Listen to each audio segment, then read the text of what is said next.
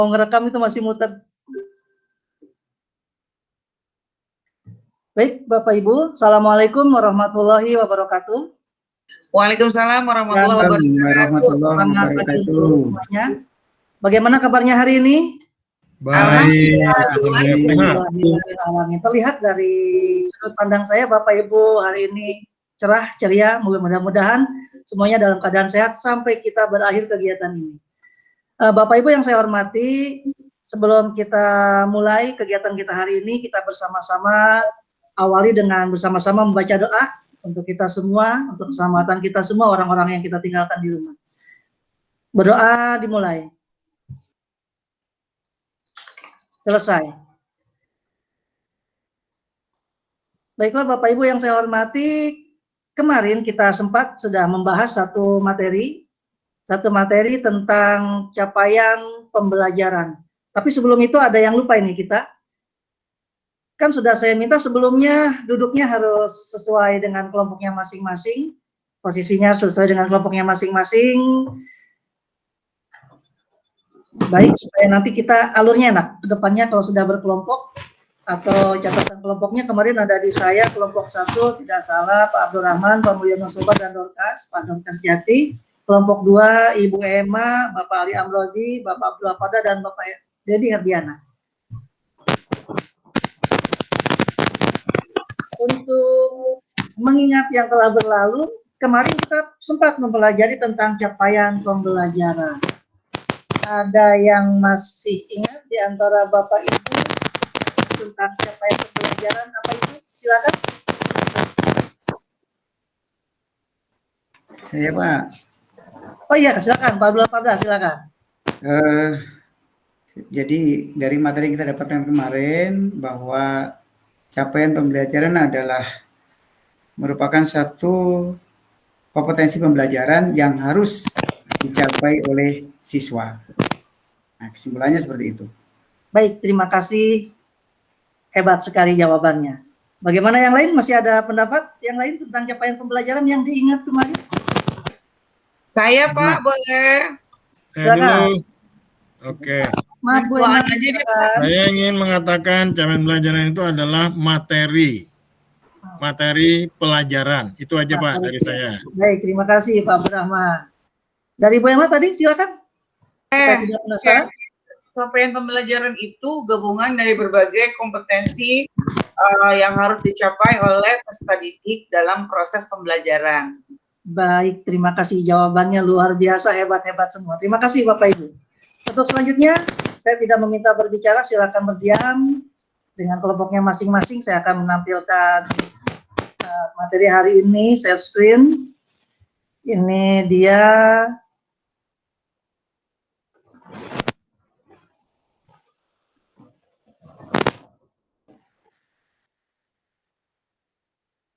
Baik, sudah terlihat Bapak Ibu? Di situ ada kata alur tujuan pembelajaran. Sebelum kita masuk ke materi, silakan dipikir, direnung kira-kira 30 detik. Apa itu alur tujuan pembelajaran? Silakan dipikir terlebih dahulu. Diskusi-diskusi kecil dengan kelompoknya silakan.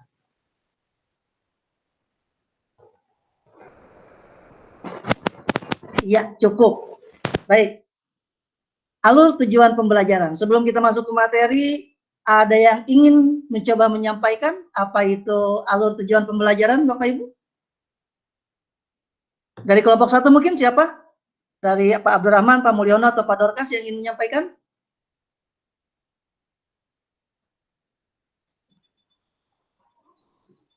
Apa itu alur tujuan pembelajaran yang ada di benak Bapak Ibu? Ya, Pak Dorcas, silakan Pak Dorcas.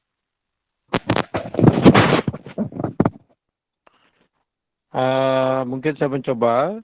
Alur tujuan pembelajaran adalah dokumen yang berisi gabungan beberapa tujuan pembelajaran yang di breakdown dari capaian pembelajaran. Baik, terima kasih. Ada lagi mungkin dari kelompok yang lain, kelompok 2 dari Ibu Emma, Pak Ali Amrozi, Pak Abdullah, atau Pak Dedi?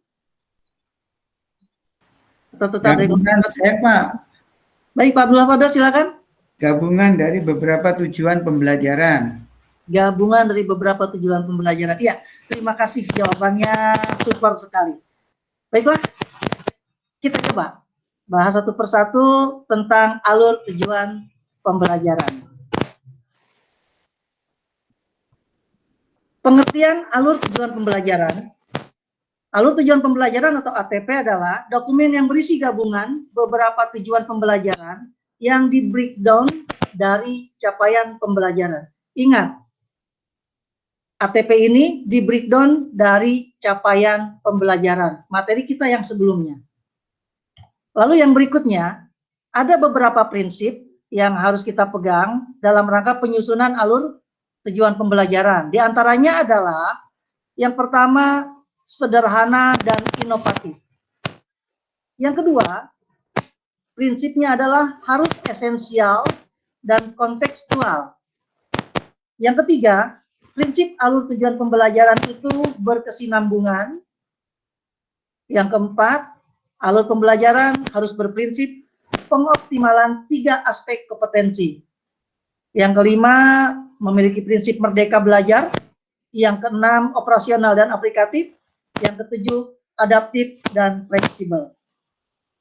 Selanjutnya, ada hal yang perlu diperhatikan oleh kita semua, oleh Bapak Ibu, apabila ingin membuat alur pembelajaran. Yaitu yang pertama, hal yang harus kita perhatikan adalah perumusan dan penyusunan alur dan tujuan pembelajaran berfungsi mengarahkan guru dalam merencanakan, mengimplementasi, dan mengevaluasi pembelajaran secara keseluruhan, sehingga capaian pembelajaran diperoleh secara sistematis, konsisten, terarah, dan terukur.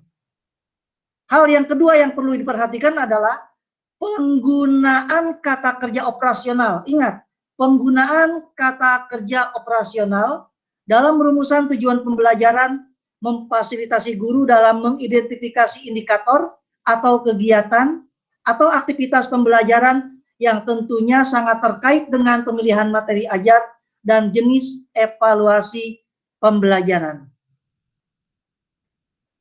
Bapak Ibu yang saya hormati, langsung saja setelah hal yang perlu diperhatikan, kita lihat contoh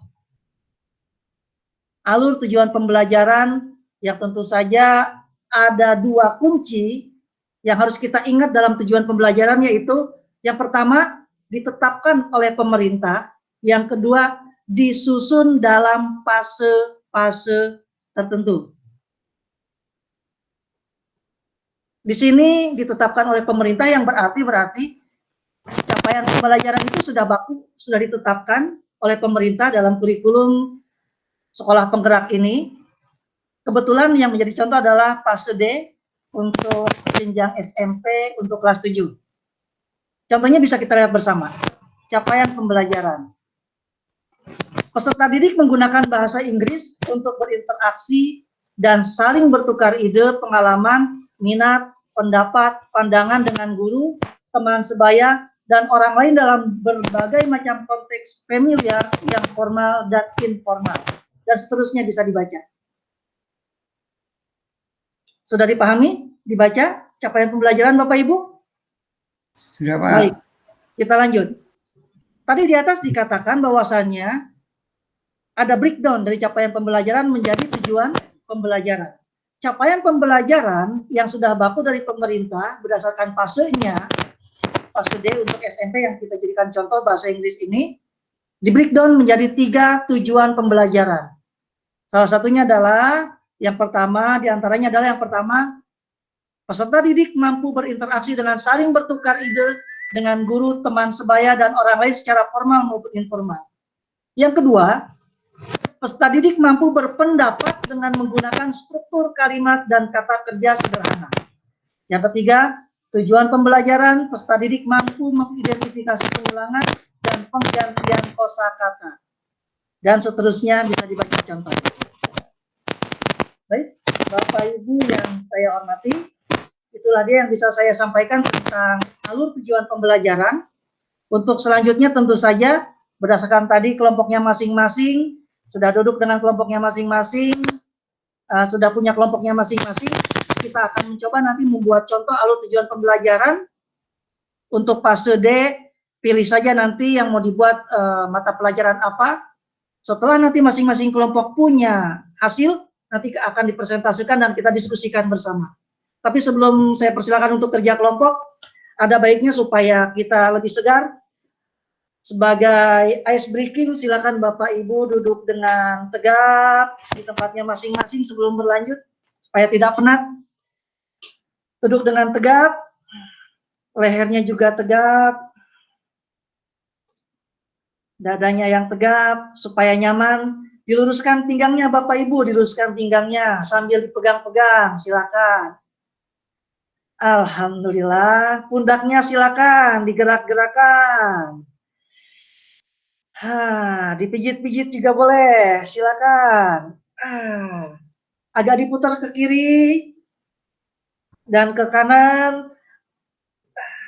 Tangannya mungkin bisa dikedepankan, diayunkan ke atas dan buang. Alhamdulillahirabbil alamin. Terima kasih. Untuk selanjutnya, saya persilakan tentu saja setelah mempelajari Bapak Ibu untuk mencoba bekerja kelompok membuat contoh. Saya persilakan. Baik, terima kasih. Tadi kelompok sudah bekerja kelompok, sudah selesai dan sudah kita tampilkan masing-masing. Antar kelompok sudah berdiskusi, sudah mendapatkan rumusan yang terbaik. Mudah-mudahan bisa kita gunakan di sekolah kita masing-masing. Tapi sebelum ditutup, saya ingin coba mengulang sedikit pada Bapak Ibu ingatannya. Siapa yang bisa menyebutkan prinsip yang ada dalam prinsip yang harus diperhatikan dalam pembuatan alur tujuan pembelajaran? Ada yang bisa? Saya, Pak. Baik, Pak Abdurrahman yang duluan, Pak Dedi. Silakan Pak Abdurrahman.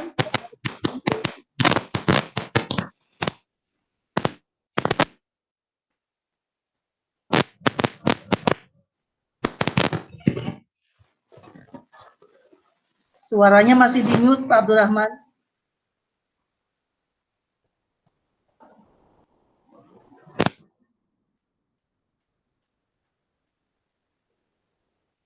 Baik, terima kasih Pak Abdurrahman. Betul sekali yang disampaikan. Dari Pak Dedi mungkin bisa menambahkan yang disampaikan Pak Abdurrahman? Tentang prinsip yang ada apa saja?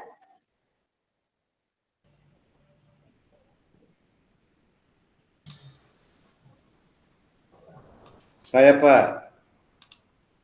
Baik, terima kasih Pak Dedi. Pak Mulyono, silakan. Bila ingin menambahkan atau melengkapi. Berkesinambungan. Berkesinambungan. Merdeka Masih ada belajar. lagi? Merdeka belajar. Merdeka belajar. Baik, terima kasih. Lengkap sudah prinsip-prinsip yang disampaikan Bapak Ibu. Tentu saja di akhir kita berharap mudah-mudahan materi yang disampaikan bermanfaat dan contoh yang telah kita buat bersama bisa kita gunakan sebagai acuan di sekolah kita nanti masing-masing. Di akhir, sebelum kita tutup, bersama-sama kita tutup dengan doa pertemuan kita kali ini. Berdoa dimulai. Terima kasih, selesai. Dan sekian dari saya, lebih dan kurangnya mohon maaf. Wabillahi taufiq wal hidayah. Assalamualaikum warahmatullahi wabarakatuh.